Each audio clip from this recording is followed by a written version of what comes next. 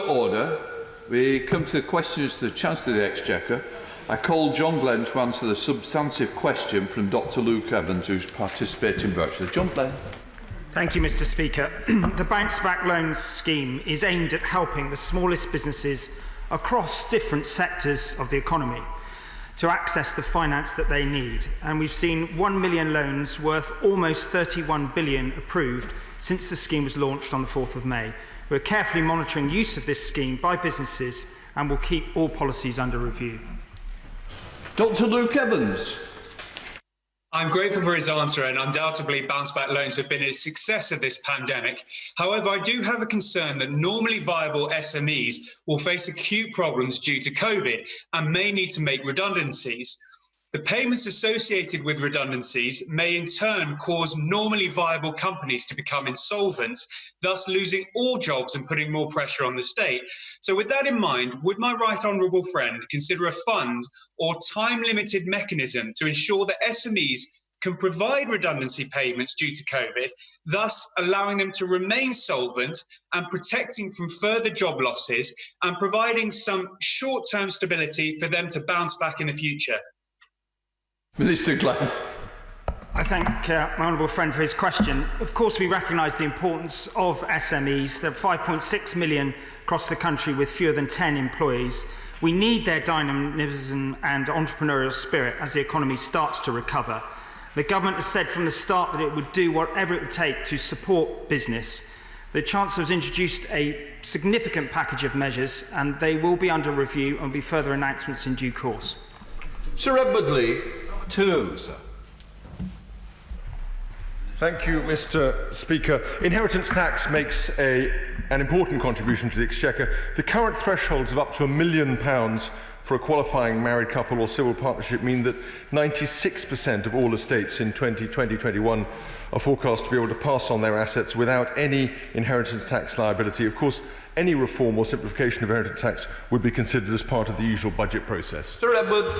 When are we going to fulfil numerous promises made as long ago by George Osborne before the 2010 election to help middle-class people pass on more of their property to the young? After all, that's a priority for the young. And while we're about it, can we hear from the Chancellor and from the Prime Minister less about high-spending lefties like President Roosevelt and more from good Conservatives like Ronald Reagan and Margaret Thatcher, less about subsidies and more about tax cuts and tax simplification? I hesitate to give my right honourable friend a history lesson, but he'll recall that Ronald Reagan was a deep admirer of FDR and quite a heavy spender in his own right. Inheritance tax is paid on only 1 in 25 estates, and therefore it isn't quite as large an issue in terms of the number of people affected by it as my honourable friend would suggest, but we do take these issues very seriously and return to them recurrently at fiscal events. Substantive question to the Chancellor of the Exchequer from Dave Dugan. Chancellor. With permission, Mr Speaker, I'd like to answer this question together with question number 4. The government has taken unprecedented steps to keep as many people as possible in their existing jobs, support viable businesses to stay afloat and protect the incomes of the most vulnerable. We are now carefully and safely reopening our economy. Let us head up to Angus and drop in on Dave Dugan. Dave Dugan.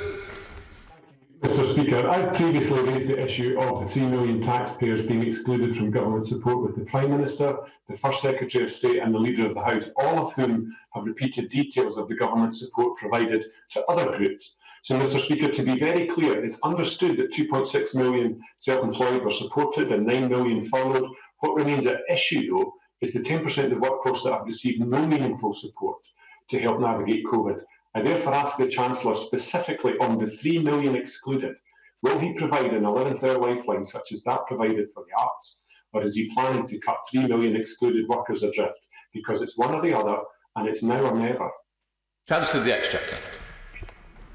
Mr Speaker, I've said previously that although we haven't been able to help everyone in exactly the way that they would have liked, I'm confident that the breadth and scale of the interventions we have provided make sure that everyone is able to access some support. We've also strengthened our security net with welfare for universal credit, amongst other things. But I would also say that our self-employment scheme remains one of the most comprehensive and generous anywhere in the world.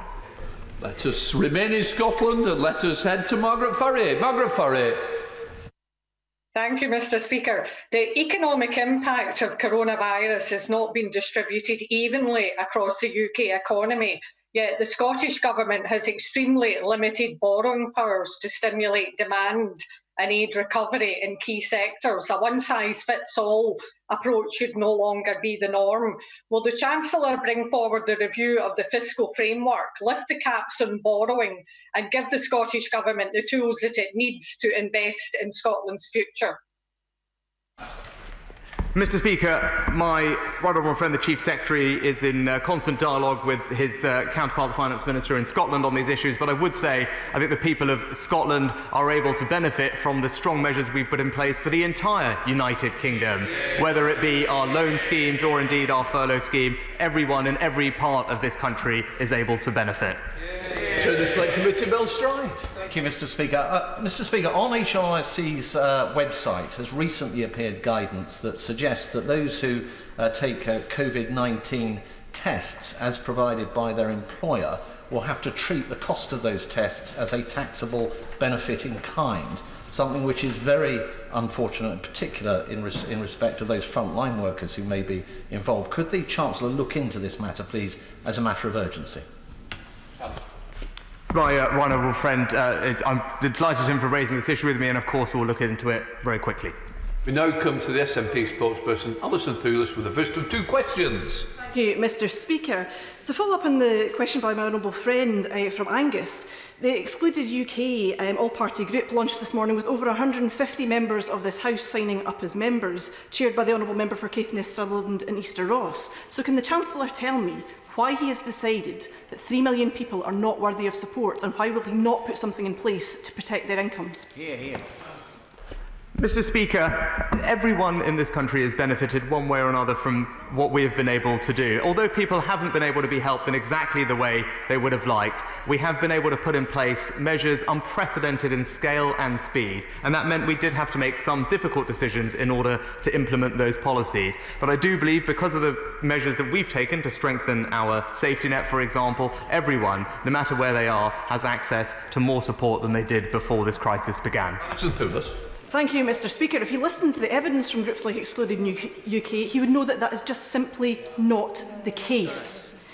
To turn to some of the rhetoric of the past few days, the government seems to be trying to imitate the rhetoric of President Duterte of the Philippines and President Roosevelt on the New Deal, but they meet neither of the scale of those gentlemen's ambitions.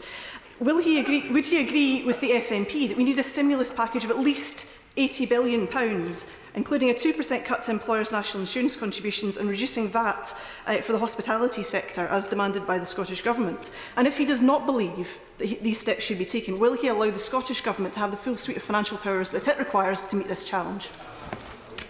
Mr. Speaker, the Honourable Lady talks about scale of ambition. I'm proud of what this government has put in place and the speed in which it has done so.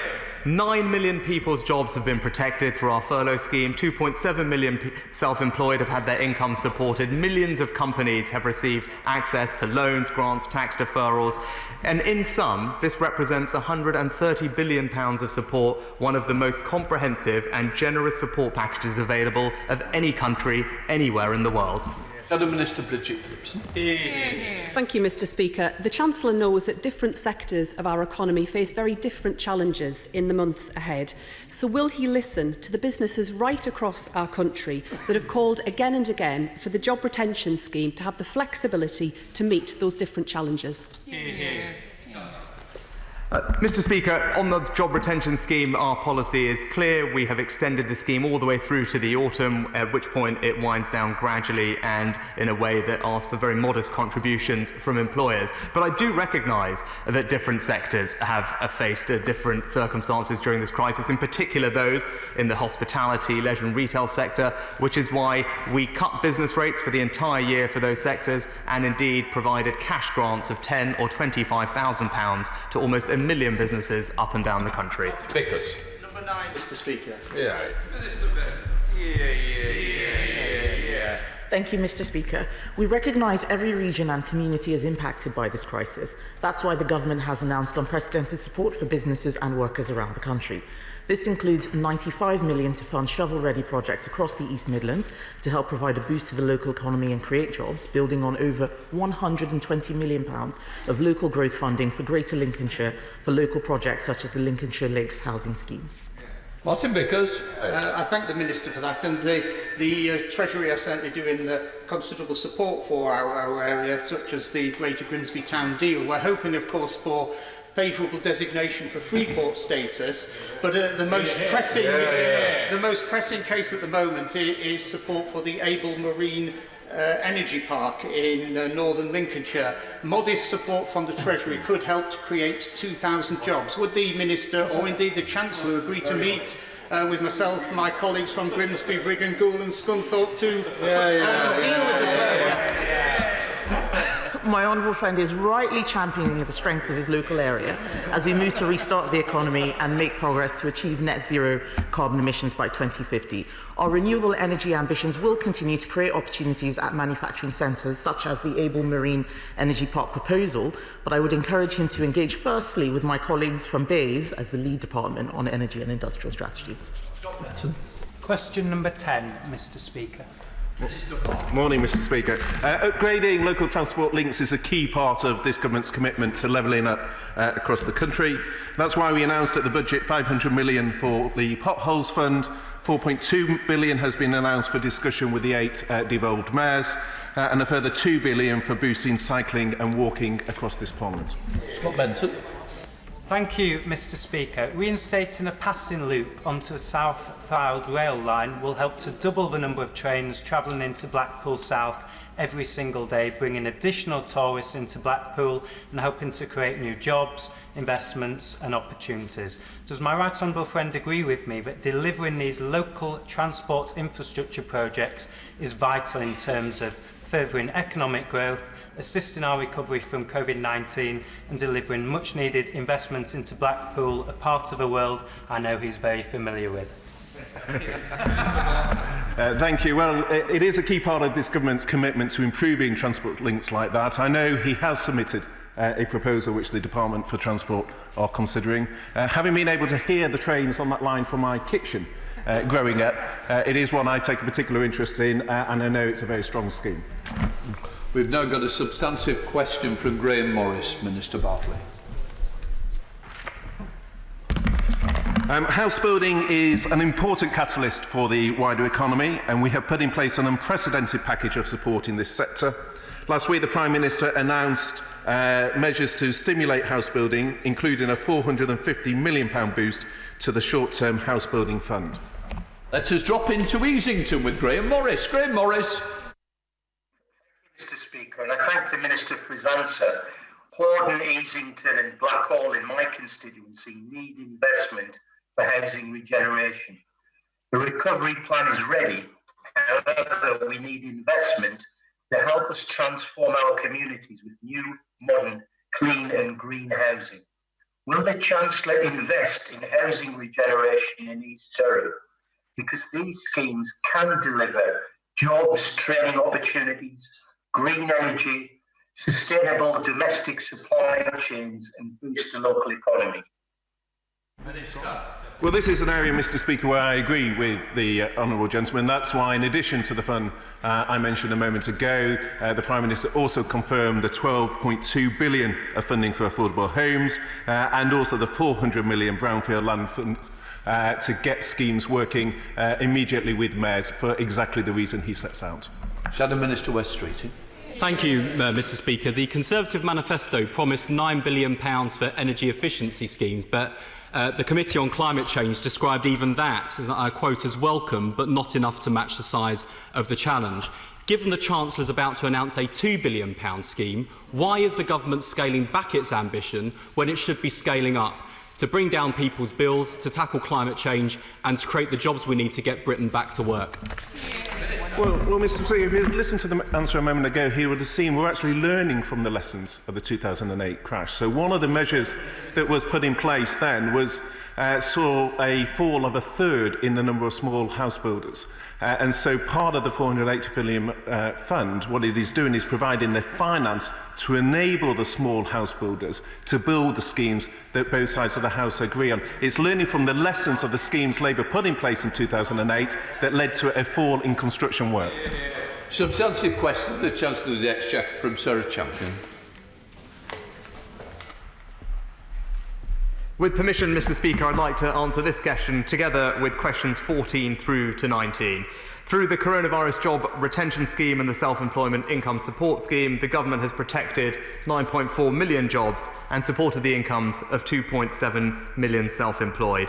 I remain committed to helping the unemployed return to work and supporting those most vulnerable to job loss. We will continue to monitor economic conditions to ensure our labour market policy response is both appropriate and effective.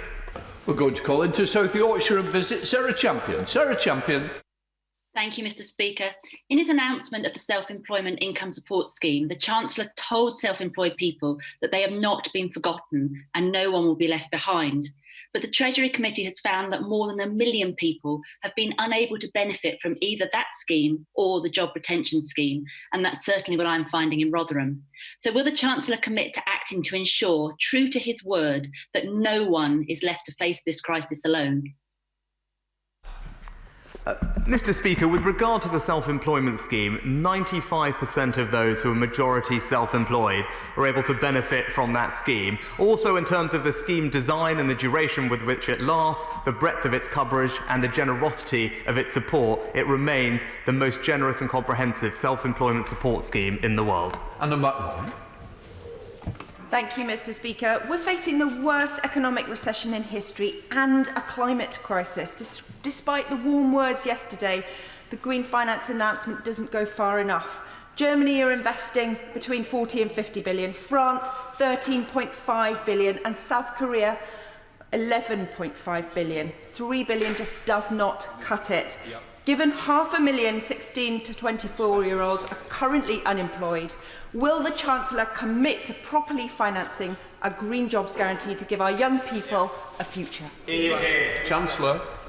Mr. Speaker, the Honourable Lady mentioned plans from other countries. It's worth bearing in mind that those plans relate to spending commitments over many years and are actually better compared to what we outlined at budget, where we outlined a £600 billion investment programme over the remainder of this Parliament, including many initiatives, for example, carbon capture and storage, the Nature for Climate Fund, improvements in air quality. So we wholeheartedly on this side of the House believe in a green revolution, and we will provide the capital to make that happen. Lee Anderson. Thank you, Mr. Speaker. I just want to pay tribute to all the small business owners in Ashfield and Eastwood who have worked really hard to get ready for the reopening of their businesses last weekend in a COVID-secure manner. Places like the world-famous Diamond Club, the Dog and Parrot, the Bus Stop Cafe, St Joseph's Social Club and the outstanding Teversall Camping and Caravanning Club. And whilst I'm grateful to the Chancellor for all the financial support he has provided, does he agree that the only way to protect jobs and businesses in the long term is by safely reopening the economy? Chancellor. My honourable friend is absolutely right. No support schemes can substitute for safely reopening our economy. I enjoyed seeing his Facebook page of his tour of Sutton and Eastwood and Huthwaite, and indeed all the establishments he mentioned, including a candle shop, I believe. I pay tribute to all his local businesses for following the guidance, implementing safe measures so that they can welcome their local communities back with open arms. Thank you, Mr. Speaker.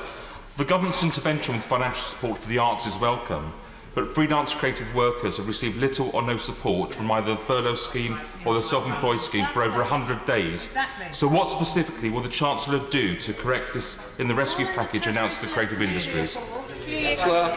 Well, Mr. Speaker, those in the creative arts, like others, can benefit from the self-employment scheme and other interventions we've put in place. But I think it's important to note what happened yesterday. A £1.5 billion support package for our cultural institutions up and down the country, from our crown jewels, our globally recognised assets, to our local community theatres. All of them will be able to benefit from the support we've put in place and preserve what is so special about our cultural heritage in this country. Aaron Bell. Thank you, Mr. Speaker. I thank the Chancellor for his answer and for all he's done so far, and I look forward to his statement tomorrow as well. He mentioned unemployment. We are aware that it's rising, so one of the most important things we can do is to get people back into work as quickly as possible. And in Newcastle-under-Lyme, we are benefiting from the Stoke-on-Trent and staff's LEP's redundancy and recruitment triage service. Would he welcome that? There are areas where employment is growing, and if we can get people who have been made redundant into those jobs as quickly as possible, we'll minimise the devastating effects of this coronavirus.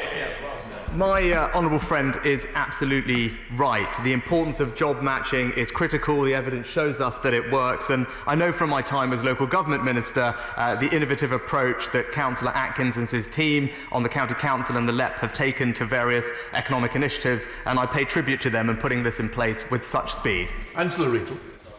Thank you, Mr. Speaker. The aerospace sector has already said that 9,000 jobs will go in the UK. The North West is going to be specifically badly affected if the government just sits back and allows this export-strong, high-skill, high-wage sector to be decimated. Germany have put a big package in place. America have put a big package in place. France have put a big package in place.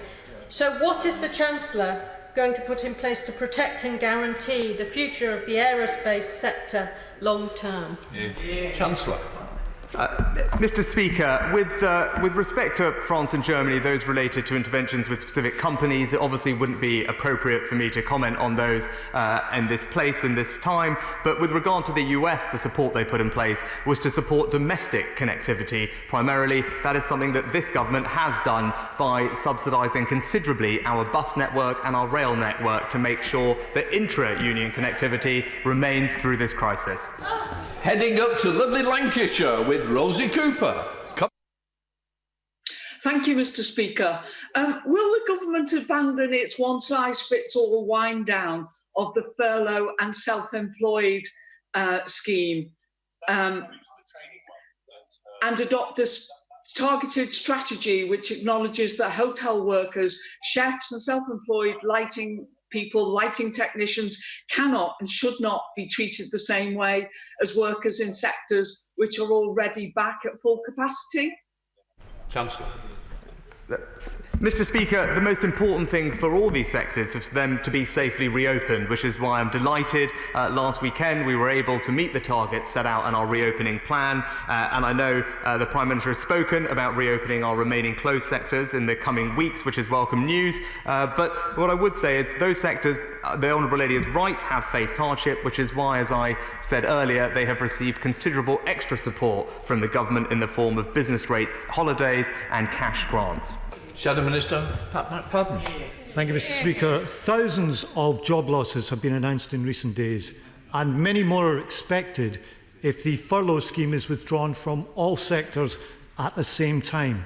Now, with young people facing the most difficult labour market conditions for a generation, and many otherwise viable businesses in trouble because of social distancing rules, does the Chancellor accept the case for employment support aimed directly at those sectors most likely to be hit by job losses in the coming months? Mr. Speaker, those who call for a sector-specific approach are not always able to articulate exactly how they would define those sectors and the supply chains that those sectors also serve. But what I would say is the most important thing is to have provided broad, generous and swift coverage to protect 9 million jobs, which is what this government has done, and now to reopen those sectors so we can get as many of those people back to work as quickly as possible to the jobs that they had. We now have a substantive question from Stephen Metcalfe to Minister Norman. Minister. Thank you, Mr. Speaker. The government recognises the current challenges facing commercial landlords, and that's why we've worked very closely with lenders to ensure support and flexibility is being shown to commercial borrowers. Of course, this forms part of a much wider picture of unprecedented support to businesses affected, including via business rate holidays, grants, government-backed loans, and of course those in turn give access to cash to pay for rents and salaries or suppliers. Let us head to Basildon with Stephen Metcalfe. Stephen Metcalfe. Thank you, Mr. Speaker, and can I draw members' attention to my register of interests? While many tenants welcome the steps the government have taken to protect them from eviction, for many small private landlords, the rental income on shops, offices and residential property is their only form of income, which in many cases has completely dried up. Will my honourable friend therefore work with the sector to explore how to provide financial support to individuals who find they have no income and no access to any of the other very impressive schemes the government have introduced? Minister. Well, I thank my honourable friend for his question. He'll know, of course, that we've published a code of practice to encourage all parties involved in a landlord-tenant situation to work together to ensure equity and a swift recovery. More widely, we've made available over £330 billion of guarantees through the Coronavirus Business Interruption Loan Scheme, Large Business Interruption Loan Scheme and Corporate Financing Facility. But, of course, I'd be happy to continue to discuss this issue with my honourable friend. Ben Lake. Number 22, sir. The government has been carefully considering the potential issuance of a UK sovereign green bond. Present has no plans to do so, but we continue to monitor the case for a sovereign green bond and will keep this under urgent review. Ben Lake. Thank you, Mr. Speaker, and I thank the Minister for his answer. I'm very glad that the Government will keep this matter under consideration because, as evidenced recently by Quebec, green bonds can be effective in raising both capital investment and investment for operational expenditure to further the green transition. Can I also ask that the Government considers whether or not the Welsh Government can be enabled to issue such a bond so as to help the effort for a greener economy? Minister. I thank the honourable gentleman for his question. Clearly, the issue of debt and the handling of debt is a significant challenge for the government at this point in time. The Core Gilt programme is the most stable and cost-effective way of dealing with the financing needs that we have. But he makes a reasonable point, and we will continue to look constructively at all options going forward and also the changing environment that exists as a consequence of this crisis. Andrew Bowie. 23, sir. Minister Bartlett. The UK Government's response to COVID-19 has been UK-wide, which has enabled over 750,000 people in Scotland to benefit from the Job Retention Scheme and the Self-Employed Income Support Scheme, in addition to the £3.8 billion of bond consequentials they've received. Drew Bowie. I thank my right honourable friend for that answer. I think it goes to show the benefits of being in the most successful political and economic union in the history of the world. But could I ask specifically about what work and support might be being given or thought about being given to the oil and gas sector, which is struggling with the dual blows of record low oil and gas prices and the COVID-19 pandemic? Minister. Well, he is right, Mr. Speaker, to identify both the benefit of pooling through that UK approach, but also the specific issues in terms of the oil and gas industry. And that's why industry leaders met with BEIS on the 11th of June. Work is ongoing, particularly in relation to what support can be provided to that sector. And we are very mindful of its significance to the economy of Scotland. Gareth Baker. Number 24, Mr. Speaker. Minister Bartlett. Last week, the Government announced a comprehensive package to support councils in responding to the pressures caused by COVID-19. We have now provided over £3.7 billion of additional grant funding for councils and announced a major new scheme to reimburse them for their lost income.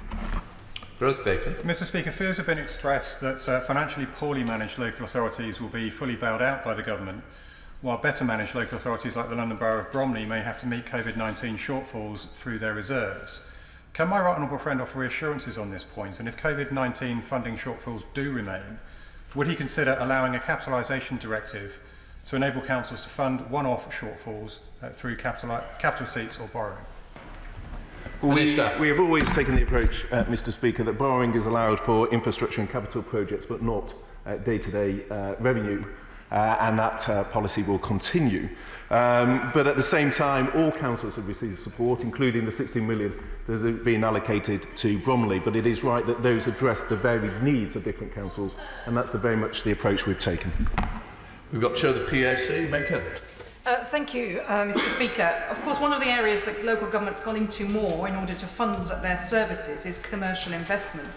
And the package last week does not cover the shortfall in that, which is hitting some local authorities very hard, with a number looking at Section 114 notices. Is the Minister prepared to see councils go bankrupt on his watch, or is there a package of support for those councils? Well, as Chair of the Public Accounts Committee, the Honourable Lady will know very well that commercial income carries risk, and councils investing in that were cognisant of that fact. But at the same time, councils where there is a risk of a Section 114, I would advise to talk closely with the Secretary of State for local government ahead of any such decision. Shadow Minister Dan Carter. Thank you, Mr. Speaker. The Prime Minister promised to do whatever it takes, and the Housing Minister told councils to spend whatever it takes. The government will reimburse you. So will he reaffirm that pledge? Because councils need certainty. Many are already cutting services, and the one-size-fits-all approach simply doesn't work. So will he further commit to the principle that packages announced by the government should meet the financial cost of coronavirus and the social need for those local authorities? Minister. Well, the honourable gentleman will know that the actual cost will be uncertain for some time for local councils, not least in terms of the impact, that happens from lost tax income. But that is why, in terms of the short-term pressure, we have addressed both through the grant of 3.7 billion, but also additional funding that has been allocated, including the 600 million for infection control that was allocated recently. We now come to the substantive question from Clive Lewis to Minister Baden.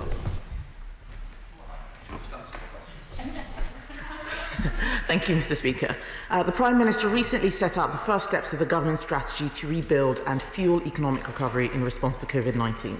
The government believes the best way to secure a recovery is to invest across the UK to level up, whilst ensuring we create the conditions for private enterprise to flourish. Let's head to Norwich to visit Clive Lewis. Clive Lewis.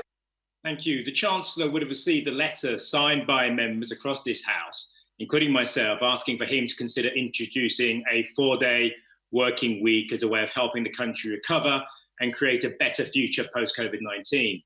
So will the Chancellor commit to the Treasury exploring a 4-day working week as part of its economic planning for the recovery? And will he also meet with me and other members to discuss how we can work together to make shorter working times a reality? Minister. Thank you, Mr. Speaker. The government believes that the best way of dealing with these issues is for workers to look at existing options available for flexible working and discuss them directly with their employers, rather than the government legislating for the entire UK workforce. But I'm very happy to meet him to discuss further on this topic, if he would like. We now come to Robbie Moore. Number 28, Mr. Speaker.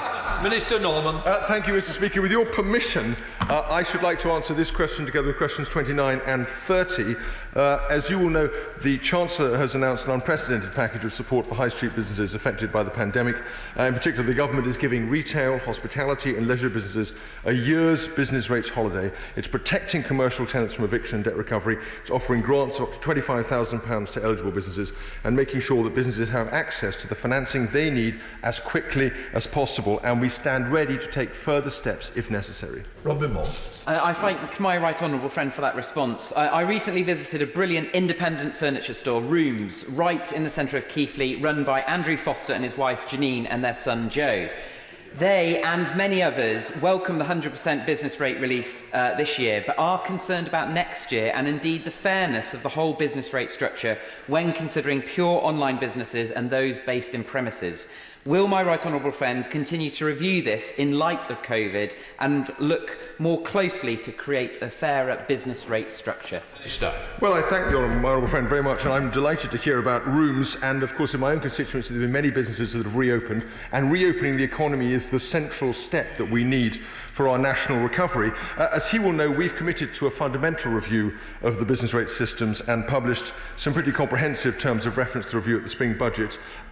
In the meantime, we are committed to supporting businesses and have taken actions to reduce the burden of rates, which will save businesses more than £13 billion over the next 5 years.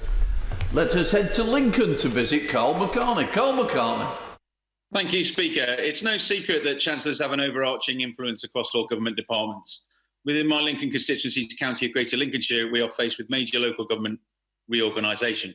Does the Treasury have the view that for the UK's second largest county, a single unitary authority would be in the best financial interests of my constituents when enforcing forthcoming local government reform and devolution? Well, I think it is wrong for me to offer a view as a minister on this, but I can tell him that my personal experience has been that the more streamlined, the clearer the lines of authority and the more integrated and shared approach that is taken, the more effective the infrastructure delivery is likely to be. David Thompson. Thank you, Mr. Speaker. I've been visiting high street businesses in Wantage, Didcot, Farringdon and elsewhere. They're hugely grateful for the furlough scheme, the grant scheme, the business rates holiday. But what they most want now is footfall. Does my right honourable friend agree that that should be the priority, and can he confirm he's considering all measures to increase footfall on the high street? I can absolutely confirm that.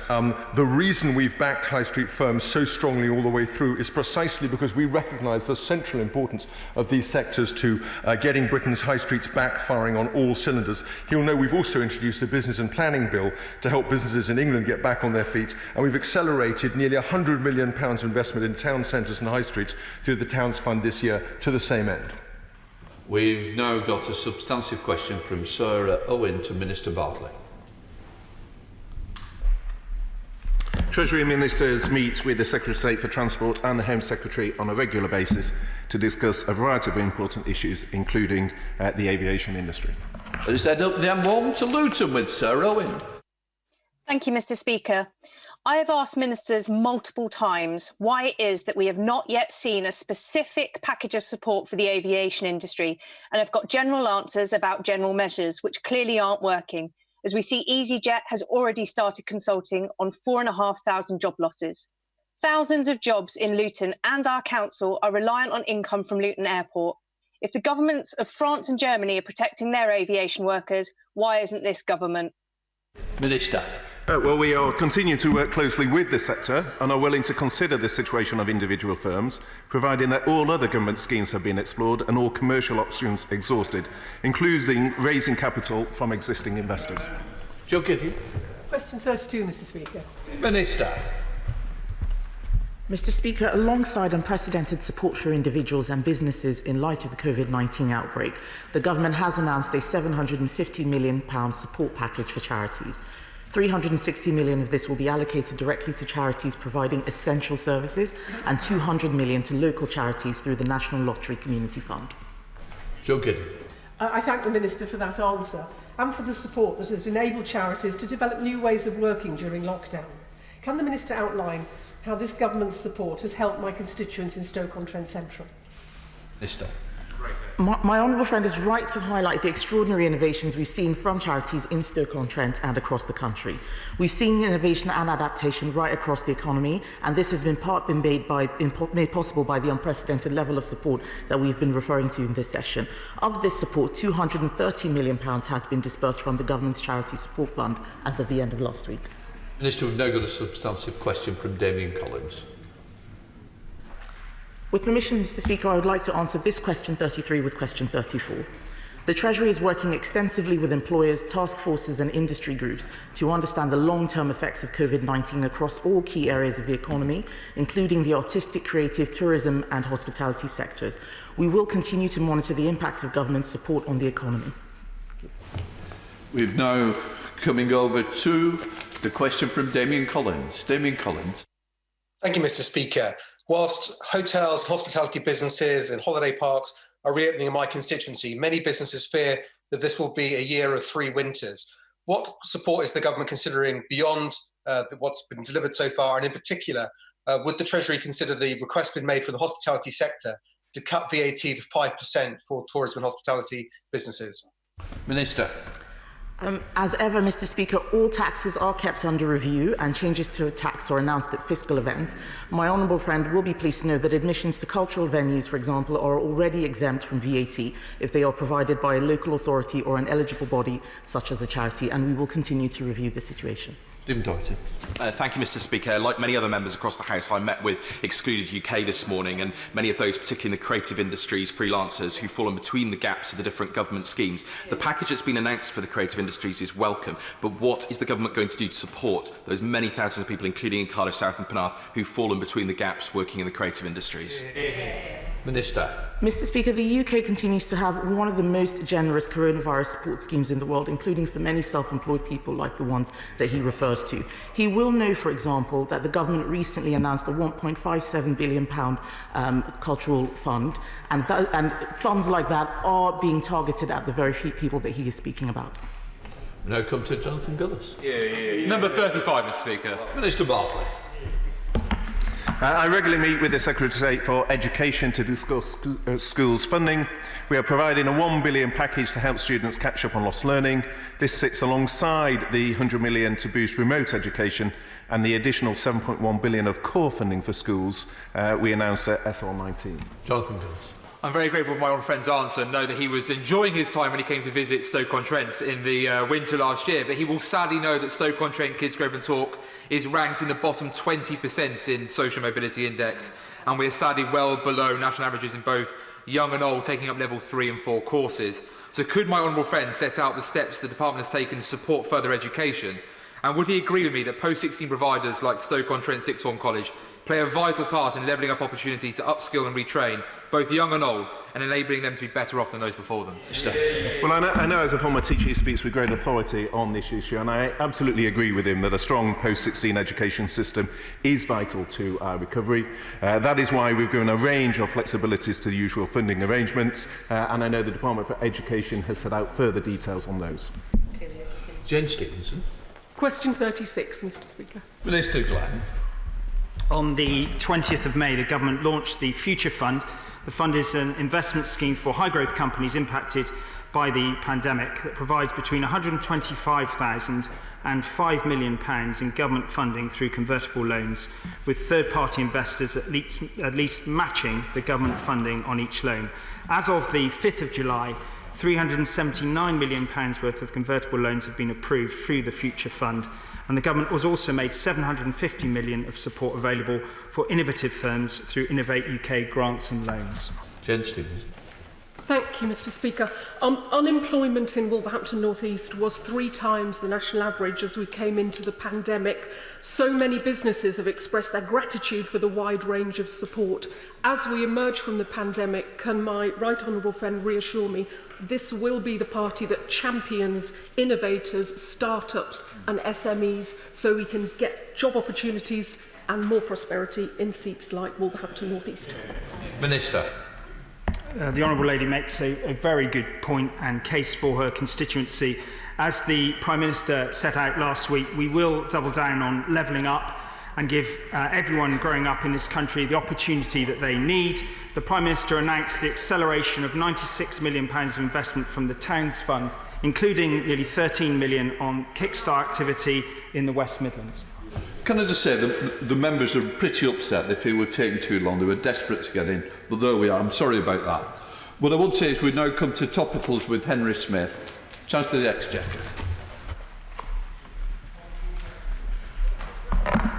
Mr Speaker, 4 months on from the outset of coronavirus, we have slowly and carefully reopened much of our economy, and we can now begin our national recovery.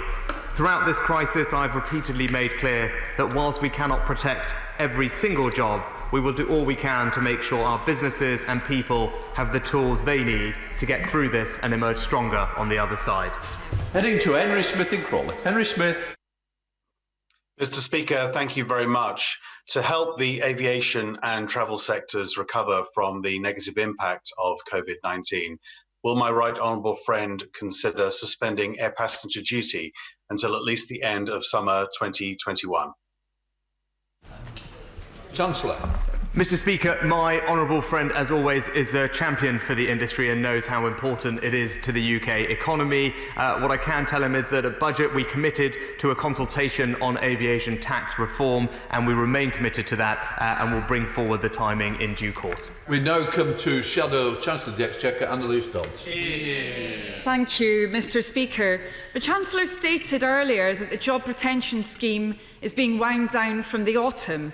It's actually being wound down from the start of next month across all sectors at the same time, and we're already seeing the impact of that in very substantial redundancies.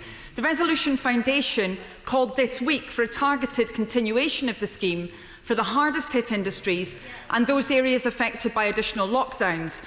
The Chancellor said he doesn't want to pick winners, but this health crisis has involved governments designating losers, quite rightly, for public health reasons. So why is he persisting with his one-size-fits-all removal of the job retention scheme when this will inevitably lead to additional redundancies? Thank you. Chancellor. Mr. Speaker, this is not about picking winners or losers. This is about protecting people's health. And where it is incumbent on the government to step in and make sure that we can protect people's health through targeted interventions, that will remain the right thing to do. With regard to economic support, my right honourable friend, the Health Secretary has made clear that support has been provided to the local council, whether this has been the place. And with regard to the furlough scheme, we are in the belief, rightly, that this is a universal scheme. It is generous, it has been extended to October, and it is winding down in a gradual and temperate manner. Thank you, Mr. Speaker. I have to say it's disappointing to hear that the Chancellor is not budging from this position. As mentioned, it's already leading to additional waves of redundancies, avoidable redundancies in many cases. Now, Labour has repeatedly called on government to match the ambitions of Labour's previous Future Jobs Fund in developing support for unemployed young people. So can I ask the Chancellor why put together the Traineeship Fund and Green Jobs Challenge Fund, just announced, amount to less than a quarter of the size of the Future Jobs Fund? That hardly reflects a focus on jobs, jobs, jobs. Chancellor. I'm not quite sure that's right, Mr. Speaker. The Future Jobs Fund, I think, in reality was about £1 billion. We announced yesterday a £2 billion Green Home Grant to provide home efficiency upgrades for hundreds of thousands of homes to create tens of thousands in jobs up and down this country, where households can not only save money on their electricity bills and save carbon, but also create good local jobs in the process. Laura Files. Thank you, Mr. Speaker. From a health perspective, COVID-19 disproportionately affected the old. But from an economic perspective, the risks are greatest for the young, both in lost employment opportunities and potentially a future higher tax burden. What reassurances can my right honourable friend give that the economic prospects of young people will be his priority in the future recovery? My honourable friend is absolutely right. Young people are more likely than not to work in affected sectors. They are more likely than others to be furloughed. And we know from all the evidence that the impact of scarring on young people is very significant, and which is why they remain uppermost in my mind. And I can give her that reassurance that they will be prioritised as we think about our recovery and our labour market interventions. We're returning to visit Margaret Farrier again. Margaret Farrier.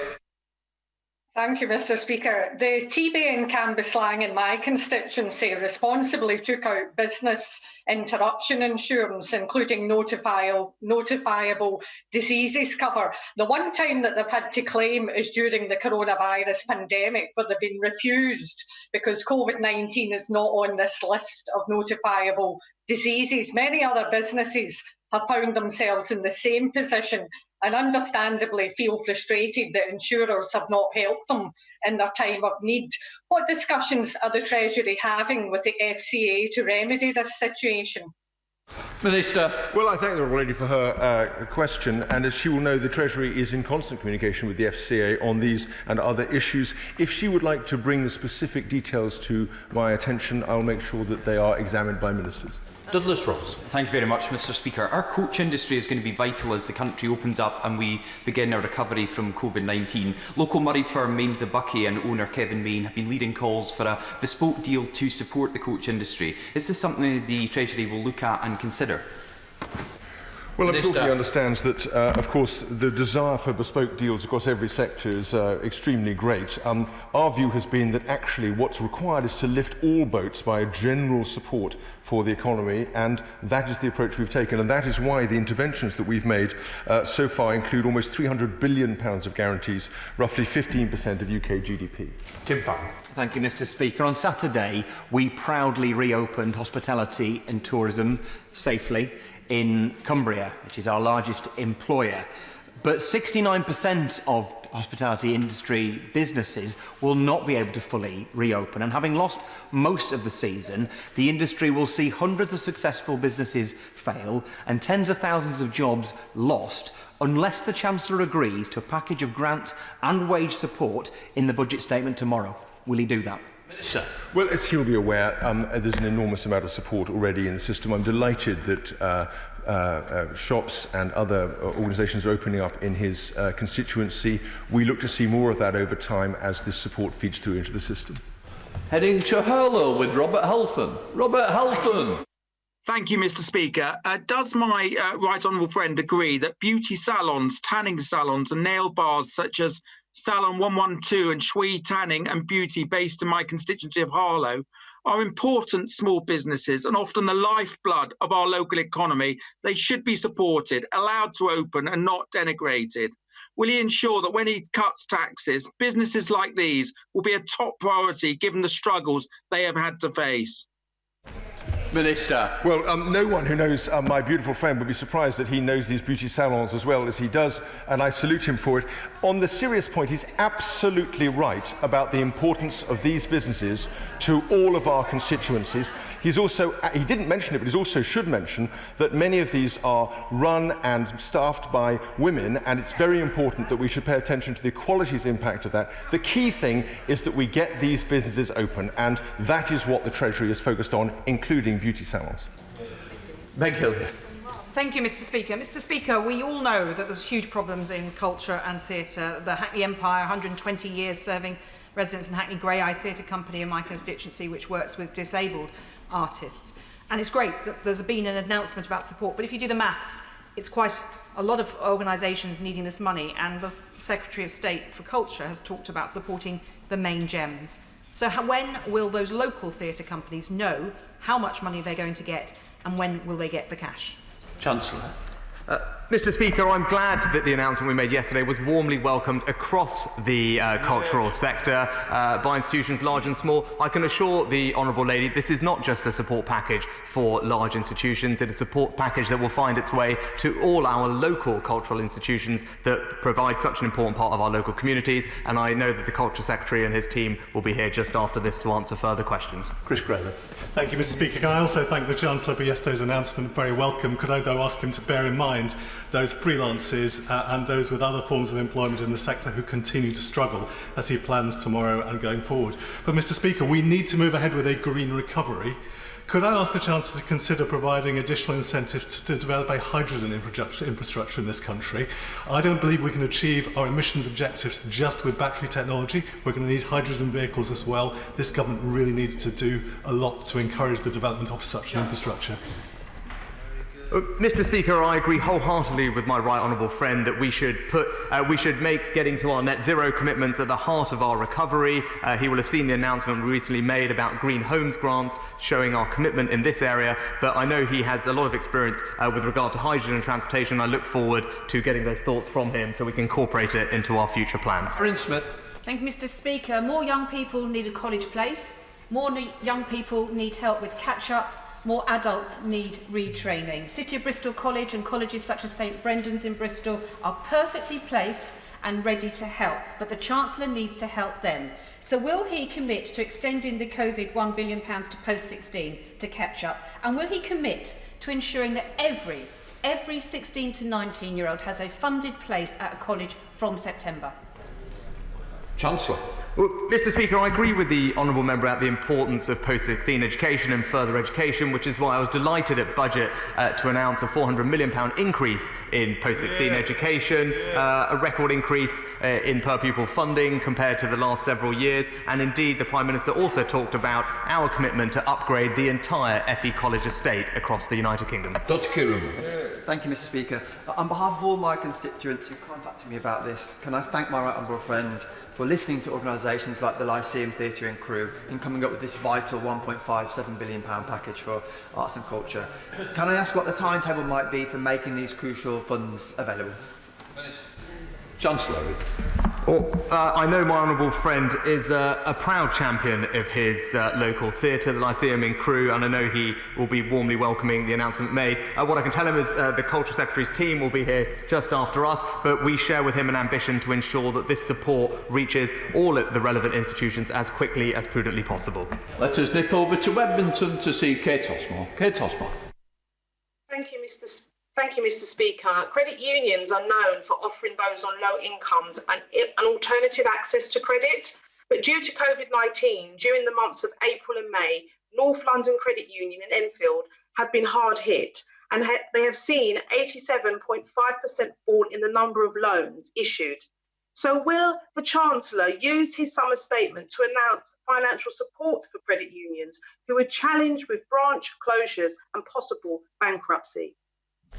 Minister. Well, I entirely agree with the Honourable Lady about the importance of credit unions. I'm a member of Moneybox Credit Union in Hereford, and I can vouch for their importance, especially to people on low incomes. I think she makes a very valid point, and it's one that we'll continue to consider as we move forward. We now come to Lee Anderson. Thank you, Mr. Speaker. For too long, Ashfield has been left behind, and my constituents wait with anticipation for the Chancellor's financial statement tomorrow. My constituents care about infrastructure, roads, rail transport, the town centre fund and future high streets funding. Can my right honourable friend please assure me that Ashfield will be prioritised as we begin the process of levelling up across the country? Minister.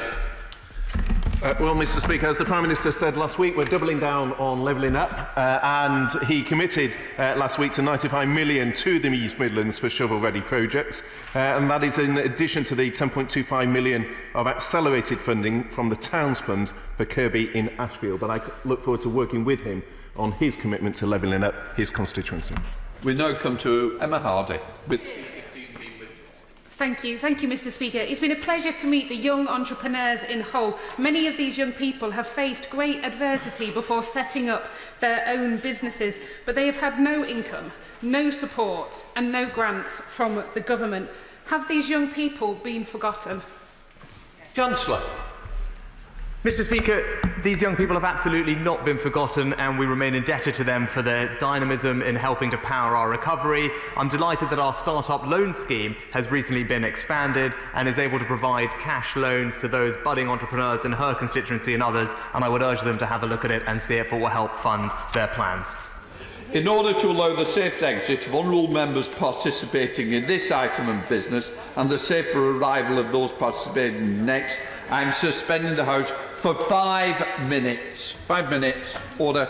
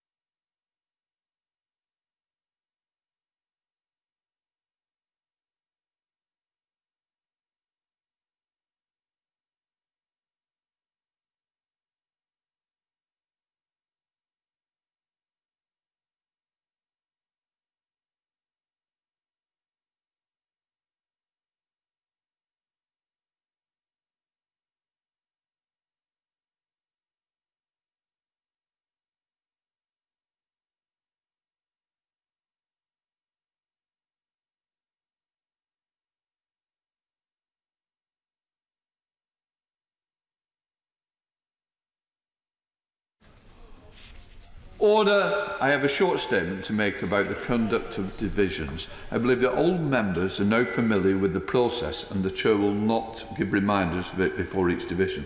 The doors will generally be locked 12 minutes after the start of the division, although the Chair retains the discretion to extend that period if need be. Right, I now call Jonathan Ashworth to ask his urgent question. Ask the Secretary of State for Health to update the House on its response to the coronavirus pandemic. Secretary of State. Thank you very much, Mr. Speaker. We are bringing coronavirus under control. Yesterday's figures showed 352 new cases, the lowest since lockdown began, and that's down from over 5,000 a day at the peak. 209 patients are currently in mechanical ventilator beds with coronavirus, down from 3,300 at the peak. The latest number of deaths recorded in all settings in the UK was 16. New figures this morning show that for the last 2 weeks, the number of people who've died from all causes has been lower than the normal average for this time of year. And because we're bringing the virus under control, we've been able to restore some of the things that make life worth living. This weekend, restaurants, pubs and hairdressers were buzzing with activity for the first time in months. And yesterday we were able to ease restrictions for the 2.2 million people who've been shielding across England, so they can now spend more time outdoors in a group of up to 6, whilst maintaining, of course, social distancing, Mr. Speaker.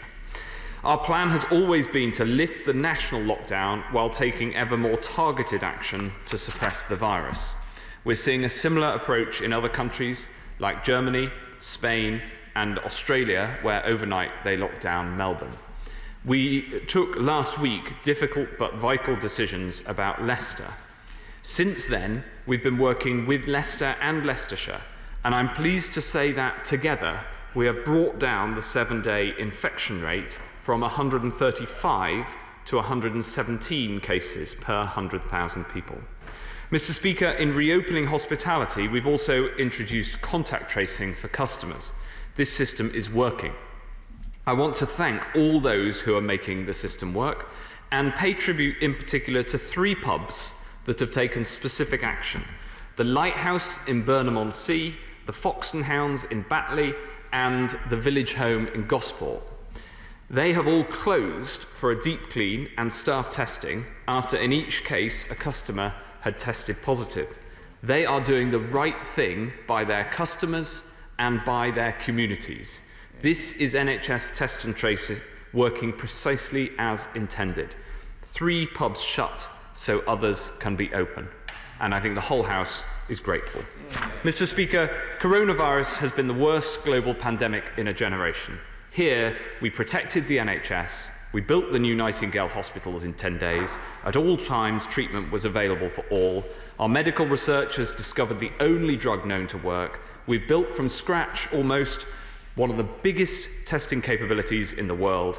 We're getting coronavirus cornered, but this is no time to lose our resolve. The virus exists only to spread, so we must all stay alert and enjoy summer safely. Jonathan Ashworth. I'm grateful to the Secretary of State for that answer. He's quite right. We are through the peak, but we must not be remotely complacent. There's thousands and thousands could still die from this virus over the coming months into next year. On the point about Leicester, I obviously welcome that news about Leicester, and I'm grateful for the way in which he and his officials have kept me updated. Could I just ask him, what is the exit strategy for Leicester? How does an area that has gone into a local lockdown escape from a local lockdown? In Germany, I understand local lockdowns are lifted at around 50 cases per 100,000. Will he be applying similar criteria here in the United Kingdom? I think people in Leicester and potentially other towns and cities that could go into lockdown would welcome that clarity today. Of course, the Pillar 2 data has been an issue of some contention, but much of it has now been delivered. But there are still complaints that the way in which the data set has been delivered is incomplete. Directors of Public Health need Pillar 2 community data in real time on a daily basis. They need total number of tests undertaken, as well as those that are just positive, and they need patient identifiable data so they can put in place the extensive contact tracing needed to keep all of our constituents safe. In Leicester, there's been speculation that the textile trade or food manufacturing has been responsible for the outbreak, although we still don't actually know why we had that outbreak in Leicester. But many of these places where there have been outbreaks, whether it's Kirklees or elsewhere, have usually been characterised by low pay, insecure work and lack of decent sick pay. So can I ask him to look again at sick pay entitlements, because people will not isolate unless they're given that financial security. And finally, he said that yesterday, or rather, Mr. Speaker, on Sunday, he said that asymmetric transmission is a problem, totally asymptomatic, asymptomatic transmission is a problem. We agree. Could he explain why he's not routinely testing healthcare workers? We've now got a position in this country where Premiership footballers are tested twice a week, but NHS staff are not routinely tested. And finally, on care homes. The initial guidance from the government downplayed the risks to care homes. Care providers were sent conflicting guidance throughout this outbreak. Staff could not access testing until mid-April and are still not tested routinely. PPE supplies have been inadequate. Thousands of families have lost their loved ones in care homes to this disease. Care workers themselves have died on the front line. Can he understand why people are so insulted by the Prime Minister's remarks when he said too many care homes didn't really follow the procedures? Can he appreciate the hurt that has led to care home providers today, for example, describing the comments as clumsy and cowardly? And can he tell us, therefore, which care homes didn't follow procedures and what these procedures were that apparently were not followed? And will he take this opportunity now to apologise for the Prime Minister's crass remarks? Secretary of State. Thank you very much, Mr. Speaker. Firstly, on Leicester, he asks rightly about the process needed to bring Leicester out of lockdown and bring it back to the level of freedom that's enjoyed in the rest of the country. And what we said when we took the measures just over a week ago is that we needed to see 14 days of data, and so we proposed to make announcements on the next steps on the 18th of July. Of course, if further measures are needed in the meantime to tighten up, then we would take them immediately. But as I said in my statement, the good news is that the data are currently moving in the right direction. He asked specifically about a figure for the point at which such a local lockdown might be lifted. We're not going to use or give a specific figure because both the level and the rate of change matters. If the level were lower but it was going up, that could be a worse situation than a higher level that is under control and falling. So you've got to look at both the level and the rate of change.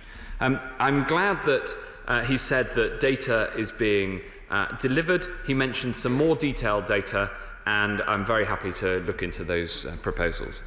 He mentioned asymptomatic testing and the asymptomatic testing of NHS staff. As this House debated 10 days ago now, Mr. Speaker, we have worked with clinicians to come forward with a scheme that is supported by those clinicians for the regular testing of NHS staff. That scheme is now agreed and in place.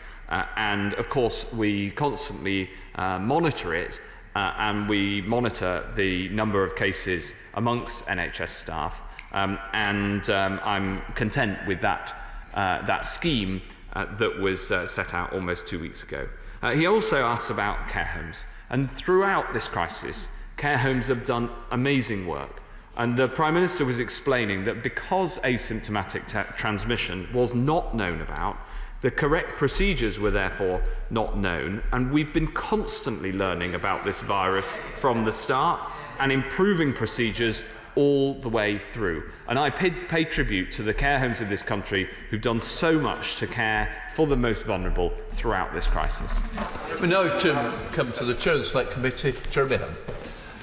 Thank you, Mr. Speaker. The Regis Chair of Medicine of Oxford University, Professor Sir John Bell, told the Science Select Committee last week that saturation testing of NHS hospital staff was an absolute requirement and should have happened from the get-go. Last week, the Health Secretary delighted the social care sector by announcing that care home staff would be tested weekly. Now is his chance to delight not just Sir John Bell, but 1.4 million people in the NHS by saying that from the start of next month, they too can have weekly testing. Will he do it?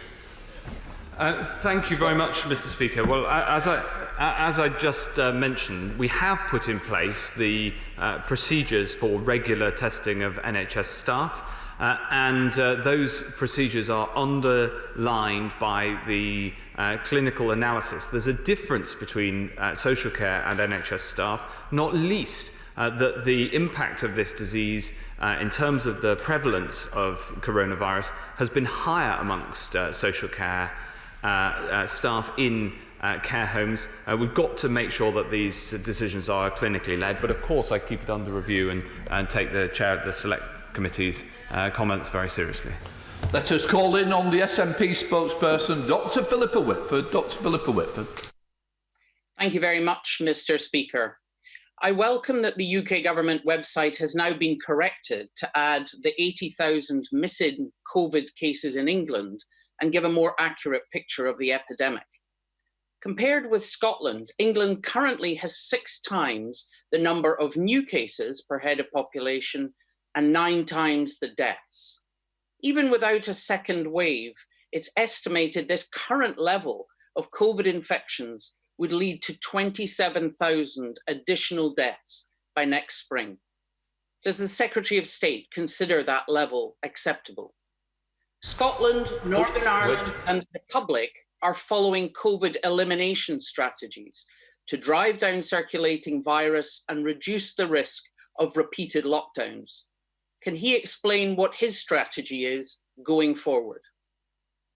Secretary of State. Yes, Mr. Speaker, our strategy is to drive this virus right down. And as I said in my opening statement, we've now seen in the latest figures just 352 new cases recorded in the previous 24-hour period. We've been working very closely with the Scottish Government, giving them as much support as we can, for instance, to get their testing up and running. And I'm very glad that right across the UK we're succeeding in making sure that this virus is increasingly under control. Dr. Julian Lewis. Can my right honourable friend give any encouragement that beauty salons will be allowed to open in the reasonably near future? And does he share my concern and indeed disappointment that even though campsites are now allowed to reopen, the company in charge of them in the New Forest is threatening to keep them closed until the spring of next year?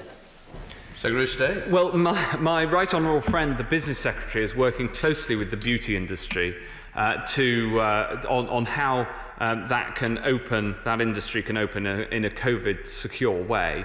Of course, taking into account the clinical advice.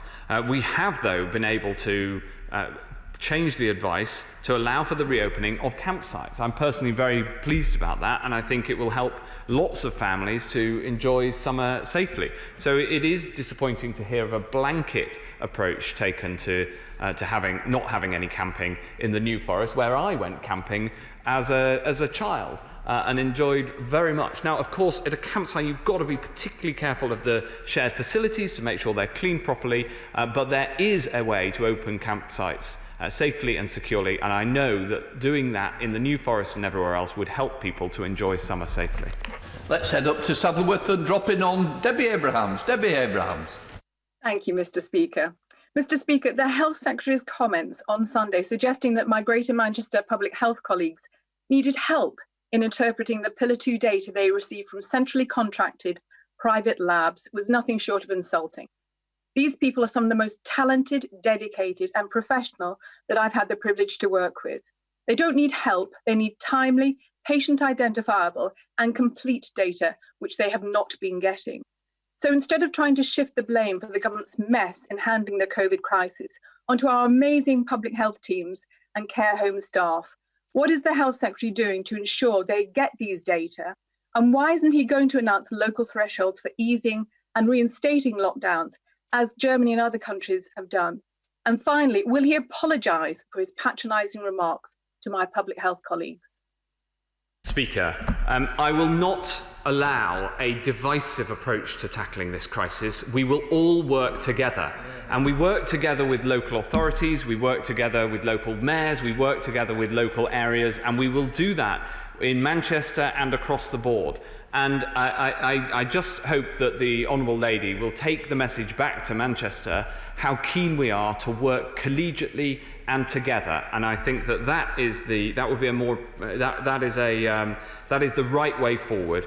I've already answered the question on the thresholds for changes to local lockdowns. You have to apply judgment, and again, we do this in consultation with and working hand in glove with the local area.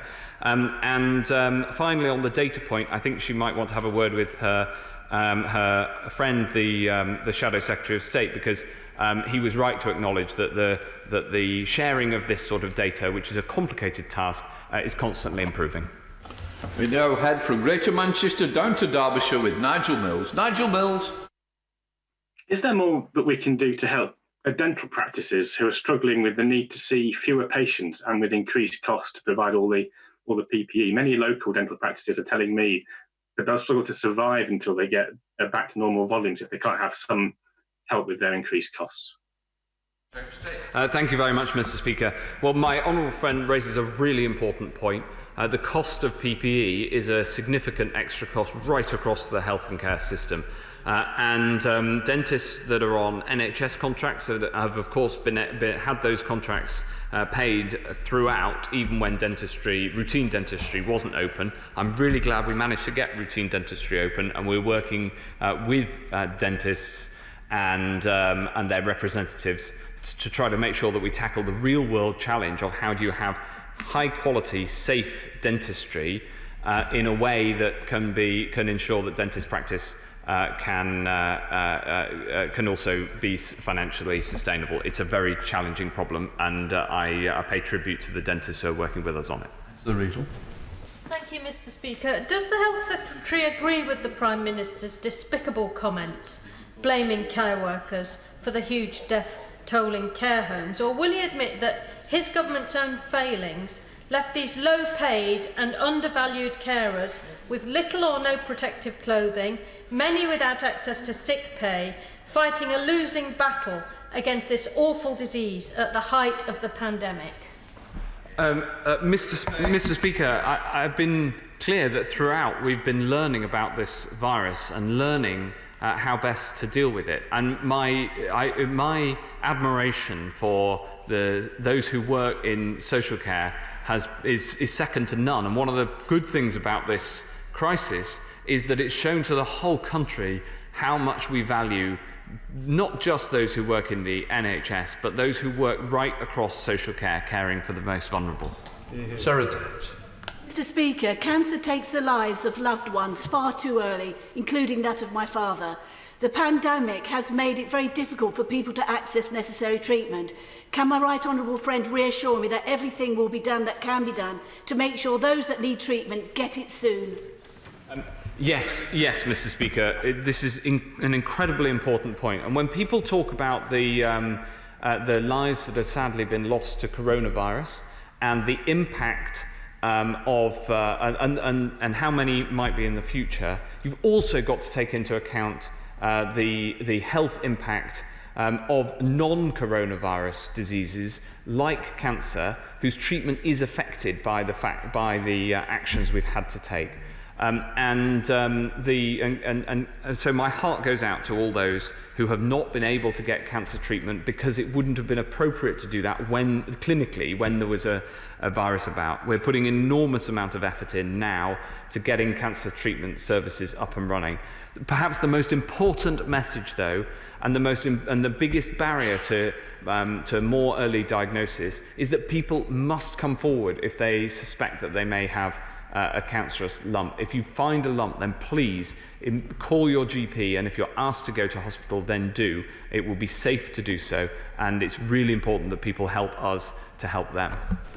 We now return to Scotland to visit Drew Hendry. Drew Hendry. Thank you, Mr. Speaker. Clearly, it's vital to have health services fully prepared for the possibility of a second wave of coronavirus whilst reopening normal health services, So with that in mind, a simple question for the Secretary of State. What estimate has he made of the additional funding required for the NHS between now and the end of 2020?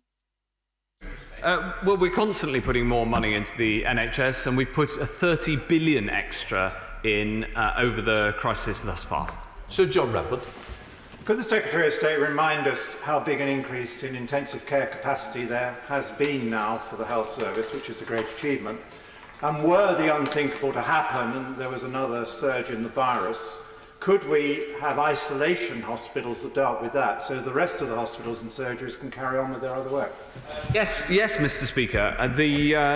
We've doubled the intensive care capacity, and alongside the Nightingales, that's been a remarkable achievement of the NHS. There is now a green and blue, as we call it, areas of hospitals, or whole hospitals, depending on the geography. In a rural area, you couldn't turn a whole hospital to be COVID secure, COVID free, because it serves both COVID and non-COVID patients. And that separation of the NHS into blue and green areas is a very important part of them being able to reduce the impact of infection control procedures, which obviously are having a big impact on the provision of services. Surely A&E may be able to help you with that, Secretary of State. Steve McKay. Thank you. What's the current level of funding for research projects into the long-term effects of COVID-19 funded from the National Institute for Health Research, in which I think the government claims to put £1 billion? Well, this is a really important point, and the honourable gentleman will have heard at the weekend that the NHS has opened a long-term COVID impact service. That's for the health side. On the research side, we've so far put £8.4 million into a research call, but of course we'd be happy to expand that if we get research projects that are worthwhile. Dr. Liam Fopp. Thank you, Mr. Speaker. What advice and guidance has been developed for shielded adults who have children of school age? It's not simply a question of the transmission risk between children, but the unavoidable contact with other adults. I'm sure my right honourable friend will understand that the earlier such advice is developed and disseminated, the less unnecessary anxiety there will be for these parents during the school holidays. Thank you very much, Mr. Speaker. I'll write to my right honourable friend with that advice. Of course, as thankfully as the virus has been brought under control, so the restrictions on those who are shielding are able to be lifted.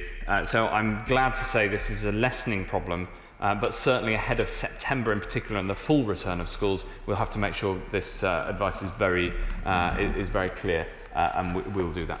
Thank you, Mr. Speaker. Day respite care centres such as HomeLink in my constituency provide much needed support for people with dementia, learning difficulties and other complex needs, and they are a lifeline for unpaid carers.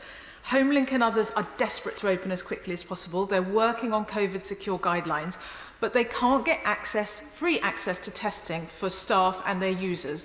Will he look at making testing for respite care centres available on the same basis as care homes, please? Yes, Mr. Speaker, we have a project underway on this. It's something that the chair of the Science and Technology Committee has been working on for weeks as well, and again I will write to her with the full details of the plan to make this happen. Heading to Dr. Luke Evans in Bosworth. Dr. Luke Evans.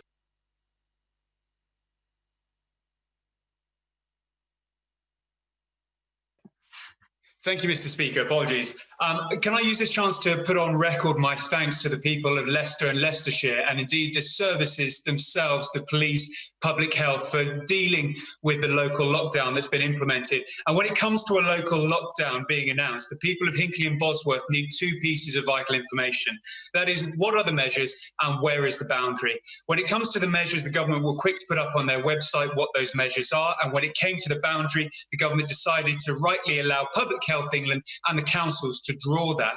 So what lessons has the Health Secretary learned about passing on information quickly, and what lessons has he learned from the Leicester lockdown that can be used in future lockdowns that may well happen in the rest of the country?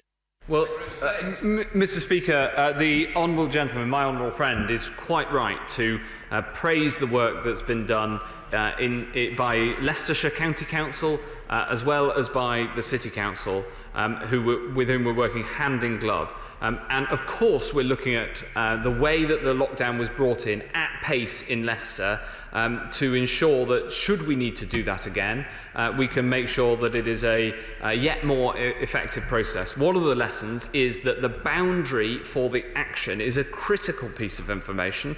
We managed to publish that within around 12 hours overnight, within about 12 hours of the decision being publicised. And I pay tribute to the County Council who led on that decision. Obviously, making sure that you have both the actions and the boundary ready as soon as possible is critical, because naturally local people immediately want to know whether they're in the lockdown area or out. We now head to South Yorkshire with Clive Betts. Clive Betts. Thank you, Mr. Speaker. I don't know whether the Secretary of State saw today the comments by the President of the Royal Society about the benefits of wearing face masks in indoor public settings, but also drawn attention to the fact that the prevalence of wearing face masks was much less in the UK than it is in Spain or Italy.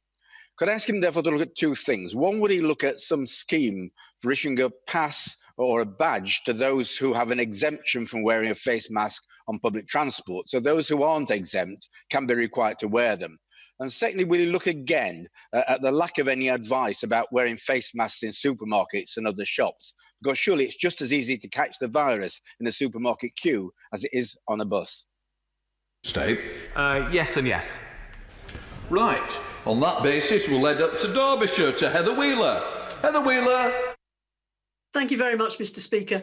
I congratulate my honourable friend for answering this urgent question with the usual aplomb, and also congratulate my friend from Derbyshire Dales asking the question about cancer treatment. It's very important up here in Derbyshire. On that basis, can I ask my right honourable friend about news about opening swimming pools? We've got fantastic swimming clubs in South Derbyshire that really want their kids to get back to swimming. And although I'm very grateful for all the pubs that are open, some families prefer to go to bowling alleys. Wonder whether he's got any news on those two social events being able to open as well, please. Stay. Well, thank you very much, Mr. Speaker. I would love to get swimming pools open as soon as safely possible. The emphasis, of course, as I know my honourable friend knows, has to be on safely. But alongside gyms, we're working with swimming pools. Of course, there's also some absolutely beautiful open water swimming in Derbyshire, and so I think that. I think swimming in all its form, in the sea, in open water and in swimming pools, is very good for your health, and we should try to get it all open as soon as we possibly can. But the nature of swimming and of changing rooms is that there are risks, and we've got to make sure those risks are properly taken into account. Let's head to South Wales with Jessica Morden. Jessica Morden. Thank you, Mr. Speaker. Given the Secretary of State's earlier comments, will the government back the campaign by Macmillan Cancer Support and commit to urgently publishing a national cancer recovery plan, ensuring that cancer doesn't become the forgotten C in this pandemic? And will the Secretary of State meet with them to discuss this? I'd be very happy to meet Macmillan. I know that my honourable friend, the member for Bury St Edmunds, and the Minister responsible for cancer has been working on exactly this subject. But I'd be very happy, of course, to meet Macmillan and other cancer charities, because this is such an important thing to get right. Hardy. Thank you, Mr. Speaker. The Secretary of State will have received my letter as chair of the APPG for vascular and venous disease, highlighting the suffering that vascular patients are facing because of delayed treatment caused by COVID-19. As I've said before, time is tissue. The longer there is a delay in treatment, the more likely it is that these patients have to have an amputation. So what are the government's plans for addressing this backlog? Thank you very much. Look, the Honourable Lady is quite right to raise this issue. She's raised it before, and we've been working on it.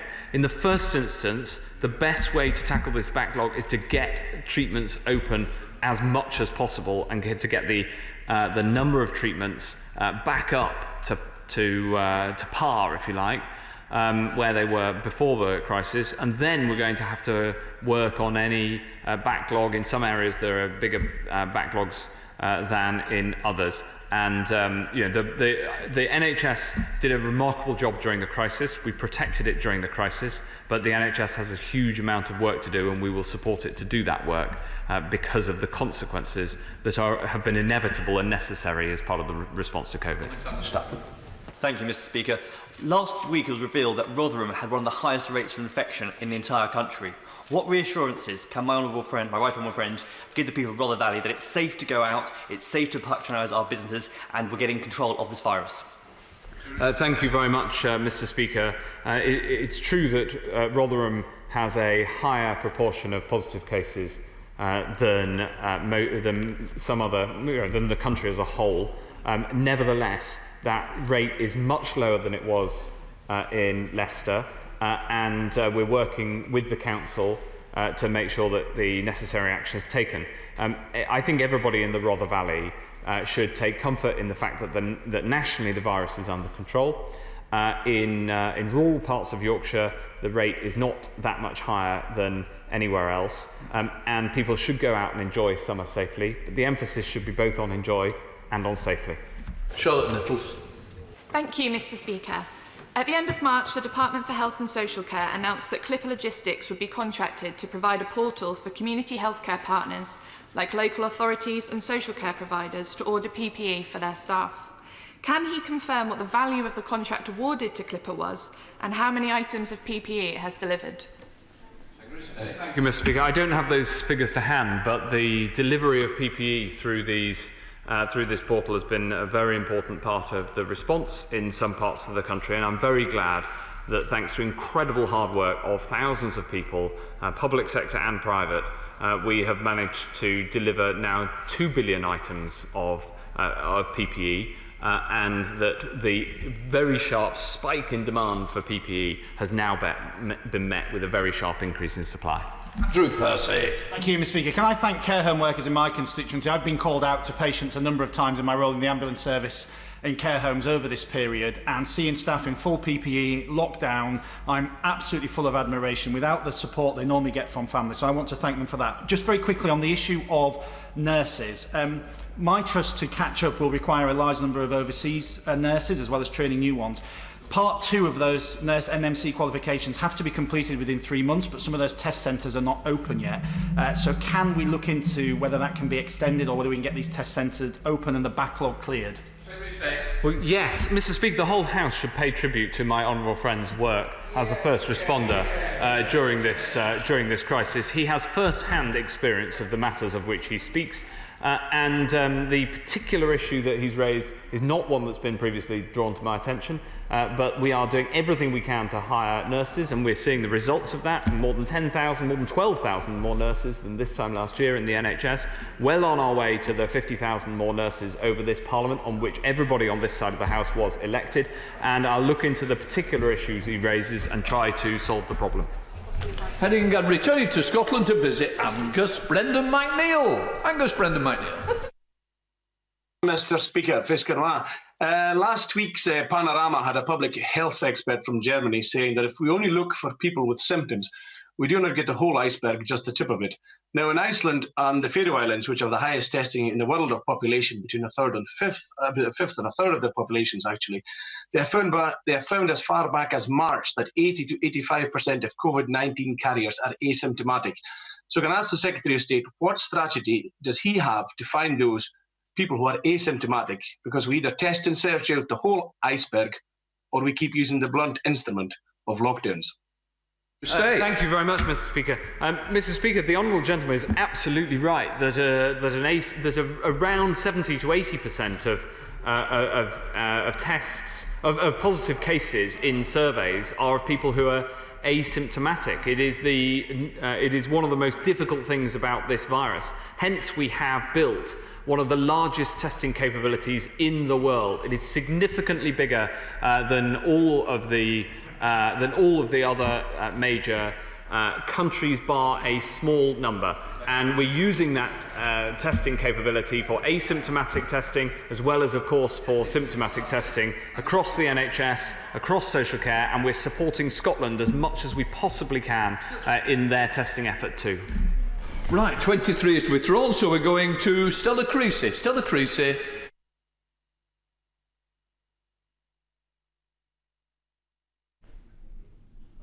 Sorry. Thank you, Mr. Speaker. The Secretary of State has set out how important data is to his strategy. Can he therefore explain why his government has a contract with Deloitte to cover the testing of COVID-19, which does not require Deloitte to report positive cases of COVID-19 to Public Health England or to local authorities? Because the contract is with the department and the reporting comes through the department. Robert Goodwell. Does the Secretary of State share my admiration of care workers on the Yorkshire coast, including those in a care home in my constituency where an outbreak amongst admin staff in the office was contained there and not spread to forward-facing staff or residents? But would he also undertake to support local authorities like North Yorkshire County Council, who in the last fortnight have had to close 2 care homes in Scarborough run by the same company, where evidence from the CQC showed that that level of care was unacceptable and potentially dangerous? Yes, my right honourable friend raises an incredibly important point. I pay tribute to those care homes, both in Scarborough and across the country, who've done the right thing and are tackling outbreaks when they find them, including some who go to extraordinary lengths to protect their residents, not least because we know that care home residents are amongst some of the most vulnerable to coronavirus. But at the same time, we must ensure that the level of care remains high, and the CQC does have an incredibly important role in this. Patrick Grady. Thank you, Mr. Speaker. Professor Michael Baker, who formulated New Zealand's world-leading elimination strategy, said that the UK has all the tools it needs to pursue containment and elimination if it chooses to. The alternative is going in and out of lockdown for months, if not years. Does he agree with that, and will he therefore confirm whether the UK government's strategy for COVID-19 is going to be centred on elimination rather than suppression? Thank you very much. Well, we are absolutely bringing the case rate right down, and the fact that across the UK as a whole there were only 352 positive cases in the last 24-hour period, which is the lowest since before lockdown, demonstrates that that action is happening, and that's why it's because of this action, Mr. Speaker, that we've been able to allow people to have some more of the freedoms to enjoy things that they enjoy. And I'm glad to say that that strategy has been followed by all 4 governments within the UK. Maybe differences in detail and differences within a few days of a few bits of the timing, but essentially this has been a UK-wide strategy followed both by the Labour Welsh Government and by the SNP Government in Scotland. Thank you, Mr. Speaker. Like so many across our country, I was very delighted to visit the pub for the first time over the weekend and had my first pint in a socially distanced fashion at the Durham Ox in Camden. I was really impressed with Susan and Phil in there for the work that they'd done to enforce social distancing and some of the ingenious measures they put in place, including diligently collecting the contact information of people who entered. So on that note, can my right honourable friend outline how COVID secure guidance from BAYS is helping to support the vital NHS test, track and trace efforts? Well, this is true, Mr. Speaker. Because of the actions that we've put in place, it means that we can open hospitality like pubs, and doing that safely means that we've been able to open more hospitality than we would otherwise have. I too went for a haircut and a pint on Saturday morning, and the haircut was on Saturday morning, the pint was very early in the afternoon. And I'm glad to say that my name was taken and my phone number was taken when I turned up at the pub. And I haven't been back to Suffolk, though, Mr. Speaker, since February. It's one of the things I've missed most about this whole crisis. And I'm going on Friday, and there I will go to the pub, and no doubt they'll take my number too. Mr. Speaker, we have heard much in recent weeks about the risks of a second wave. Could the Minister please outline the current science on that, and indeed outline when we might be most at risk? Mr. Speaker, the policies we've put in place with the local action are precisely targeted to reduce the risk of a second wave nationally. Nevertheless, as we turn to winter and the weather gets colder, there are signs of some seasonality in this virus, meaning that we will have to be much more careful, both because of the potential impact on how easily the virus transmits, but also because of changes of behaviour, because we know outdoors is safer and it's just harder to be outdoors in winter. So we must remain vigilant as a country. Stephanie Peacock. Thank you, Mr. Speaker. When the impact of COVID-19 on the beauty industry was raised in this chamber last week, the Prime Minister laughed, and that is despite the fact that it contributes £30 billion to the economy and accounts for 1 in 60 jobs. So can I ask the Secretary of State, further to the question for the Honourable Gentleman, what engagement the government has had with this sector, and given that hairdressers and pubs are now open, when can beauty salons expect to open too? Mr. Speaker, the decisions that we've taken are based on clinical advice and clinical advice on the risk, because we know that face-to-face is more high risk than not being face-to-face if you're in close contact. That's been the basis on which the decisions have been taken. Of course, I understand the impact on the beauty industry, and as I said earlier, my right honourable friend, the Business Secretary, is leading on this issue, and will make progress when we safely can. Brendan Clark-Smith. Thank you, Mr. Speaker. Last week I visited St Giles School in Retford, who very kindly gave me one of their excellent cloth face coverings to wear when travelling to Parliament. Will my right honourable friend join me in reiterating that while cloth face coverings can help reduce the risk of transmission in some circumstances, face masks worn as part of PPE for healthcare and other workers should be reserved for those who need it? Mr. Speaker, the use of face coverings that are not formal face masks is valuable, especially in some circumstances, and therefore it's mandated on public transport, and it has been long recommended in some shops. The use of masks, and especially the high-end masks, should be reserved for those who need them in clinical settings. However, I'm also glad to say that the supply of PPE is now much, much more secure than it was a couple of months ago, and that means that face masks are more readily and widely available and are increasingly used in non-clinical settings for the low-end surgical masks, which are the ones that you would typically use if you were in a non-clinical setting. Nevertheless, face coverings are an incredibly important part of our armoury. 31 withdrawn, so going straight to Caroline Noakes. Caroline Noakes. Thank you, Mr. Speaker. People working in aesthetics, the professionals who tattoo on eyebrows to alopecia sufferers or tattoo on the nipples of cancer patients who've had reconstructive surgery, have been horrified to discover they are categorised alongside strip clubs. Yeah. Will my right honourable friend please look at this issue urgently to understand how the NHS is referring patients to these people who are still not allowed to open? I'll certainly look into that last point. I would just say though that that categorisation isn't quite right. They're not the beauty industry is an important industry in and of its own right. And whilst we still do have restrictions in certain areas and categories, that doesn't mean that they should all be lumped in together. They are incredibly important.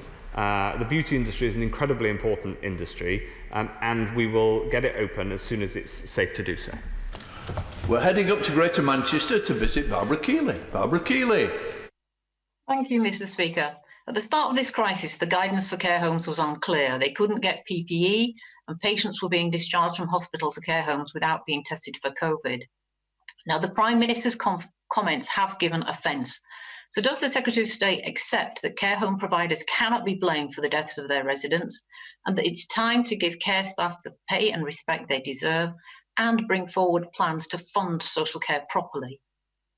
Mr. Speaker, the need to reform social care is no less urgent than before the crisis, and indeed we've learned through the crisis yet more about the nature of the reforms needed, because we've seen the positive impact of much closer system-level working between the NHS and social care and indeed local authorities, and that should inform our thinking about the long-term social care reforms that this country needs to see. 34 withdrawn, so we go straight to Jim Shannon. Can I first of all thank the Secretary of State very much for all he's done, his leadership and his direction and courage as well. Macmillan Research estimates that disruption to normal cancer services could see almost 2,000 cases of cancer a week going undiagnosed, with almost half of the cancer patients seeing their cancer treatment delayed, cancelled or changed as a result of coronavirus. Given this level of disruption, what additional resources will the Secretary of State put in place to protect and sustain the delivery of cancer care if further waves of the pandemic should occur? Mr. Speaker, the honourable gentleman has repeatedly raised this vital question. I think he was the first in this House to raise the importance of restarting cancer services right at the peak of the pandemic. We've been working incredibly hard to do so, and of course we've put in extra funding this year into the NHS in very, very large sums because of the crisis, and of course we want to see cancer services fully restored as safely as possible. And I just repeat the point I made to my honourable friend from Derbyshire earlier, which is it's critical that people come forward if they suspect that they might have cancer. Brian. Sir, Hampshire Hospitals Foundation Trust, as the Health Secretary knows, are currently doing a big engagement process called Hampshire Together, which will look at the future of health services, not just in the acute sector, over the next 30, 40 years. This is a critical piece of work going on throughout June and throughout the rest of July. My constituents at the moment, understandably, are emerging from a pandemic. Many are worried whether they'll be still within furlough in a few months' time, let alone thinking about the next 40 years of health services. Can I ask the Health Secretary to be minded to big decisions being taken now while the public are understandably distracted? I take my honourable friend's point and take it very seriously. We're planning significant investment into the health service in Hampshire. That has to be done in a way that enhances services locally in Winchester and across the county. And we've learned a huge amount about how the health system works best during COVID. The system working much more community activity and much more treatment at home by telemedicine, which has been one of the things that has gone incredibly well in this crisis. Let us return to Scotland and drop in on Martin Day. Martin Day. Thank you, Mr. Speaker. Polling from YouGov has shown that the so-called anti-vaccination sentiment is on the increase in the UK, with 16% of UK adults saying they would probably or definitely avoid a COVID-19 vaccine. So what does the Secretary of State feel this means for the hopes of achieving immunity? Thank you very much, Mr. Speaker. The government of the United Kingdom will recommend a vaccine as soon as one is available that is safe, but only when it is safe. And it is so important and incumbent on every single member of this House that we make the case for why vaccines are both safe and effective. I think that the honourable gentleman is absolutely right to raise this issue. I'm grateful to him for doing so. This is an issue, I think, on which all parties agree.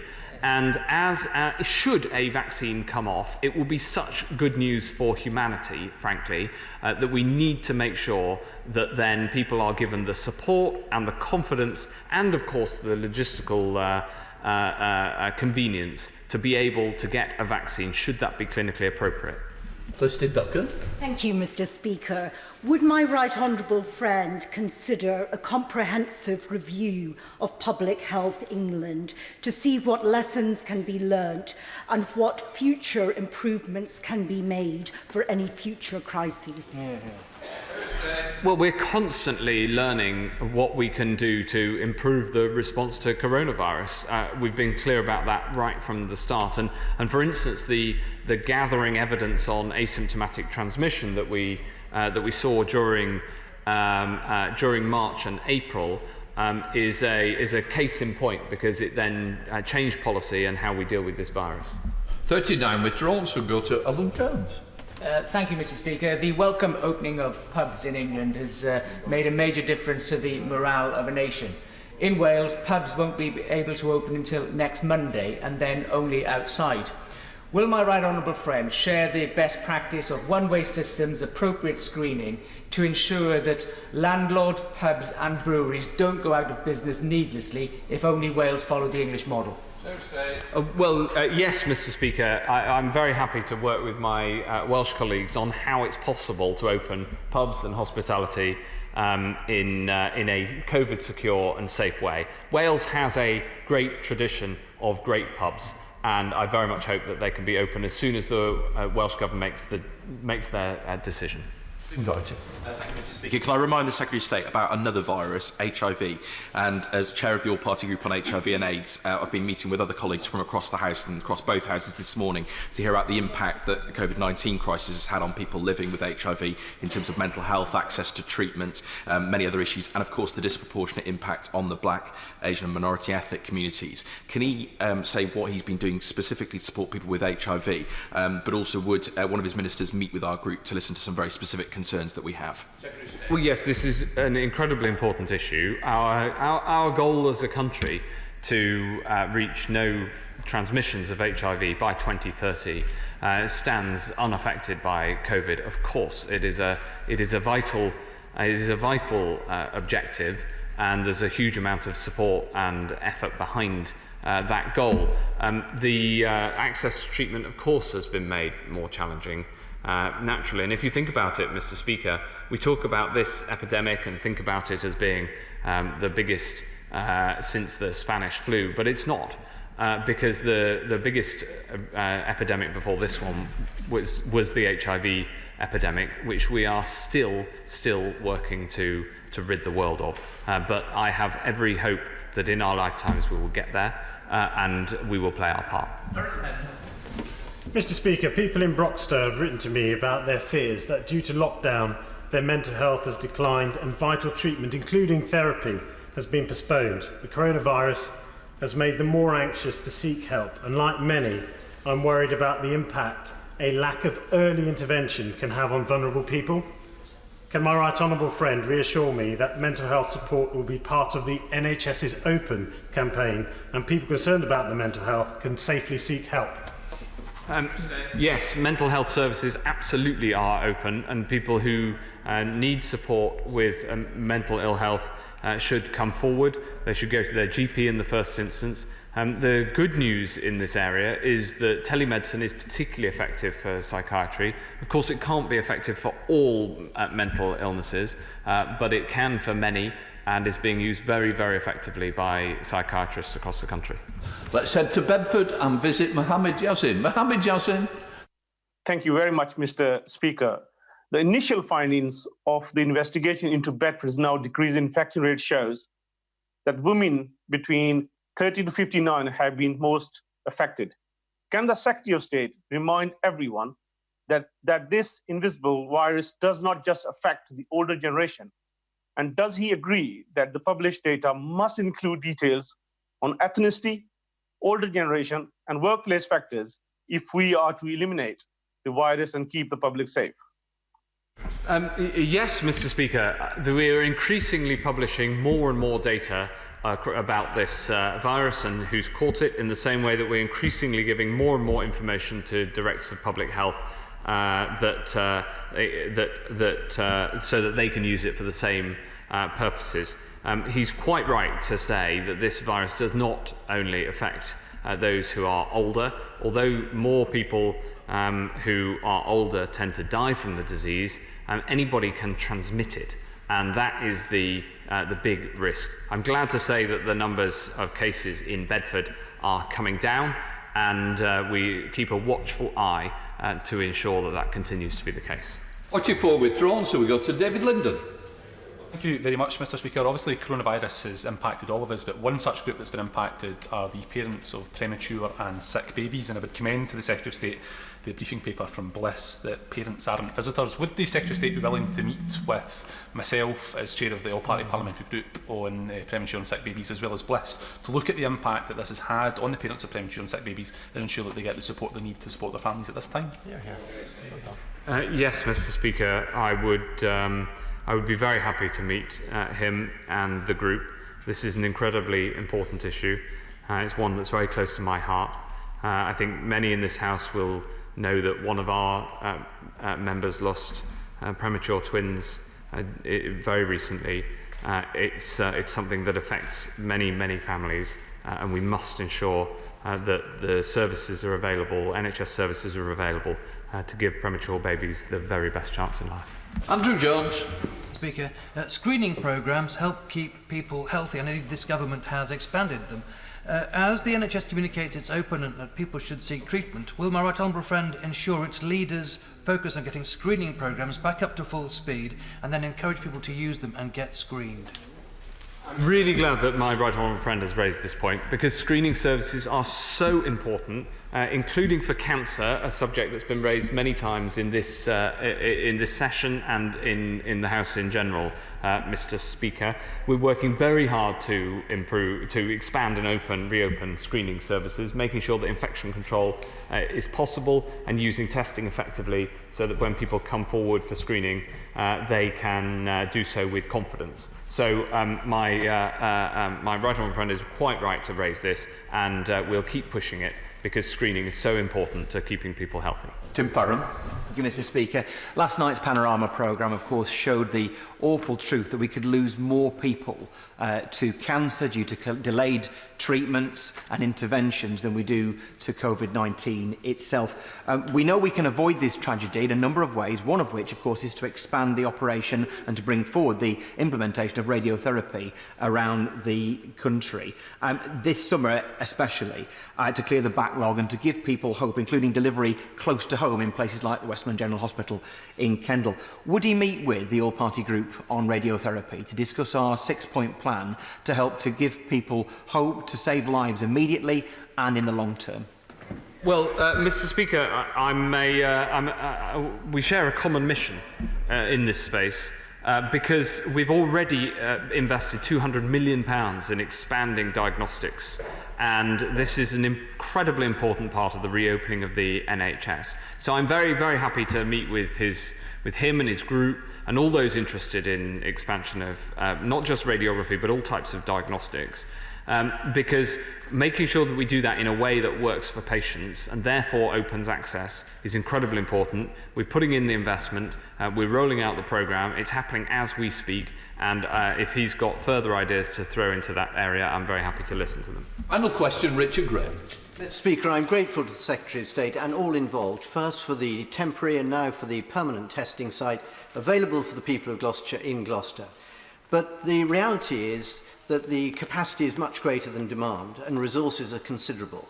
So does my right honourable friend agree that we could make this testing capacity available, for example, to teachers with concerns or to members of BAME communities who need reassurance much faster before symptoms develop? How could we make this happen? Mr. Speaker, I'm absolutely thrilled to get a question on the problem of having too much testing capacity as opposed to too little. We have one of the biggest testing capacities in the world. We've built that almost from scratch as a country, and we must use it effectively. So we have, for instance, rolled out the extra testing in the NHS that the chair of the Select Committee was asking about earlier. We've rolled out the weekly testing of staff and monthly testing of patients in care homes. We will follow a clinical path. So for teachers that he asked about, Mr. Speaker, we are currently survey testing teachers to find out if they are more at risk than the general population, in the same way that care workers, care home workers and NHS staff are. And if they are, then we will put asymptomatic testing in place. We're doing exactly the same for taxi drivers, Mr. Speaker, because taxi drivers are at higher risk than the rest of the country, and so we're doing the survey testing. So